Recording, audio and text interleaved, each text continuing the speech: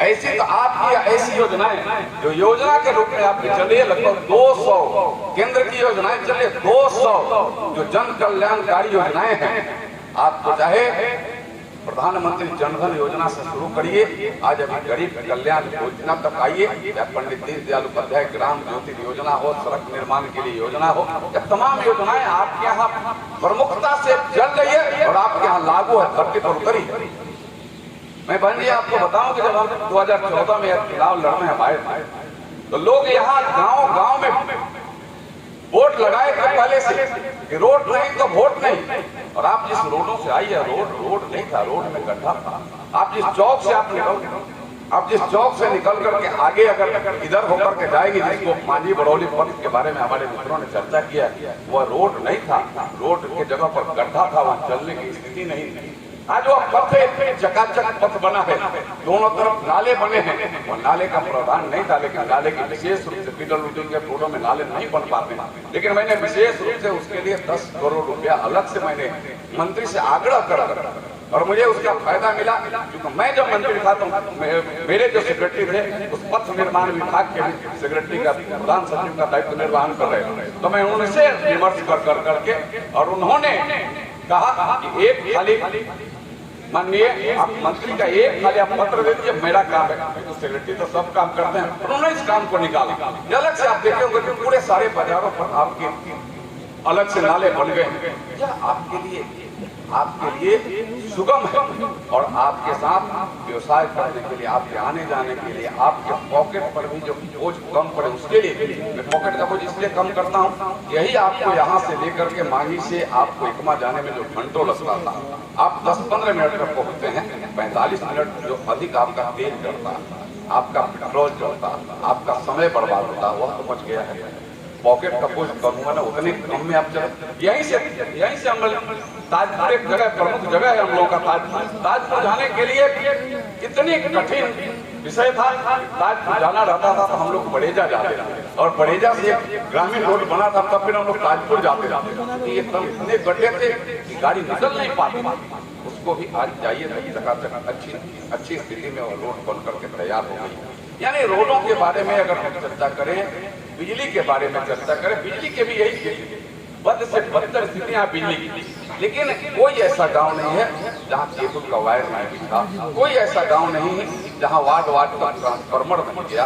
हर घर तक बिजली वहां पहुंची और बिजली का लोग आज लाभ ले रहे हैं और उसका हमें लगता है कि उसका लाभ आज लोगों के पास तक पहुंच रहा है। हमें अगर सर्वत्र चर्चा करें तो कोरोना काल में आपके कार्यकर्ता जो यहाँ बैठे हैं वहां बैठे एक क्वारंटाइन सेंटरों पर जाकर एक माताएं और बहनें जहाँ तक कहीं कोरोना से प्रभावित हो जाते हैं उनको भी प्रोत्साहित करने के लिए, वह हतोत्साहित न वहां भी बात कर दवा का पैकेट किट्स पहुंचा कर और क्वारंटाइन सेंटरों में उनको हर सुविधा पहुंचाने के लिए हमारे कार्यकर्ताओं ने काम किया है। मैं आज इस संयुक्त मोर्चा के बैठक में उन कार्यकर्ताओं का भी मैं हृदय से अभिनंदन करता हूँ, स्वागत करता हूँ, वंदन करता हूँ कि आपने उस समय जान को हथेली पर लिया और आप पर ताकत था,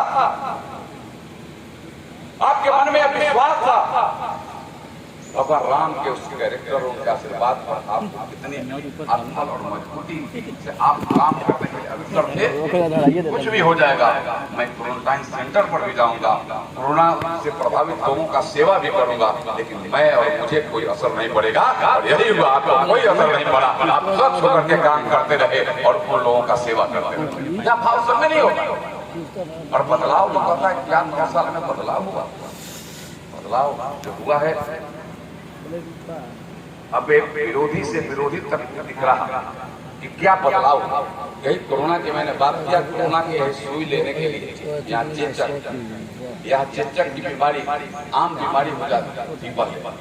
यही चेचक के वैक्सीन, यही हैजा प्लेग की वैक्सीन 30 वर्षों बाद आप यहाँ आता था।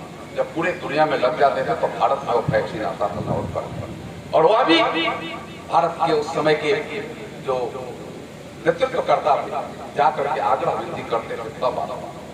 लेकिन यही आपका 9 साल बेमिसाल है कि आपके यहाँ जब कोरोना आया दुनिया के ऊपर सोचा के जैसा अपना भाव और प्रभाव बढ़ाया, भारत के यशस्वी प्रधानमंत्री ने सीधे कोरोना के वैक्सीन बनाने वाले फैक्ट्रियां हैं उन तक जो प्रवास किए, आप सबको पता है प्रवास किए, उनको उत्साहित किए और हर स्तर का सहयोग देने का वादा किए। और वादा और सहयोग के बल पर हमारे देश के कंपनियों ने कोरोना के लिए 6 माह के अंदर वैक्सीन बना दिया और भारत के लोगों को तो पड़ा ही, भारत के लोगों को पड़ा, हम दुनिया के भी सैकड़ों देशों को वैक्सीन पहुंचाने का काम। जहां दूसरे के पास साथ फैलाते थे, आज दूसरे हमारे ऊपर निर्भर होकर के और हमसे वैक्सीन लेकर के स्वच्छ रह रहे हैं। यह बड़ा परिवर्तन है कि हम जो काम तय करते हैं समय के साथ पूरा करते हैं। हमने अगर लोकसभा के नए भवन का निर्माण कराया, एक समय सीमा में हमने निर्माण कराया, 3 साल पहले उसका आधारशिला रखा, 3 साल के अंदर उसका उद्घाटन कर दिया। यही परिवर्तन है। यही बिहार में अगर यही भागलपुर चले जाइए, यही गंगा नदी पर 17 साल पहले जो पुल बनना शुरू हुआ, 3 बार उसका एस्टिमेट बढ़ा, 600 करोड़ से लेकर के 1800 करोड़ तक एस्टिमेट हो गया, सारे पैसे निकाल लिए गए और पुल भी पानी में दौड़ गया, एक भी लोग नहीं चला। यही सबसे बड़ा परिवर्तन है और यही 9 साल बेमिसाल आपके सामने। कहीं एक तरफ पुल बह करके चला जाता है, पैसे निकाल लिए जाते हैं, उस पर ब्लैक लिस्टेड ठेकेदार को ठेका दे दिया जाता है और दूसरे तरफ समय सीमा के अंदर काम करा कर। वही जब आपको यह संज्ञान में मैं लाना चाहता हूँ, जहाँ एक तरफ पैसे बढ़ाए जाते हैं और वही जो लोकसभा के नए भवन के निर्माण के लिए 2012 में ही स्वीकृति दी गई थी, 3000 करोड़ रुपए उस समय की स्वीकृति की बात, और आज हमने 700 करोड़ में। वही भवन जो इसके 1/4 में बनना था, उसका प्रकलन का राशि था 3000 करोड़ और उसके 4/4 जगह पर बना, वो 700 करोड़ में बन गया। यही 9 साल बेमिसाल है। यही आपके सामने हम पैसे का बंदर न किया है, न करने देने का काम हमने किया, और लोगों ने पैसे का बंदर बांट दिया, लोगों ने इस देश को लूटा है, लोगों ने इस देश का शोषण किया है। और हम काम किए हैं तो जनता के सामने हम ला करके खड़ा करा। कोरोना के बाद चाहे किसानों के सम्मान की बात, आज कोई यहाँ बैठा हो या फिर गांव में चले जाइए, कोई एक भी परिवार, एक भी व्यक्ति नहीं है जो भारत सरकार का सीधे तिजोरी से लाभ नहीं ले रहा।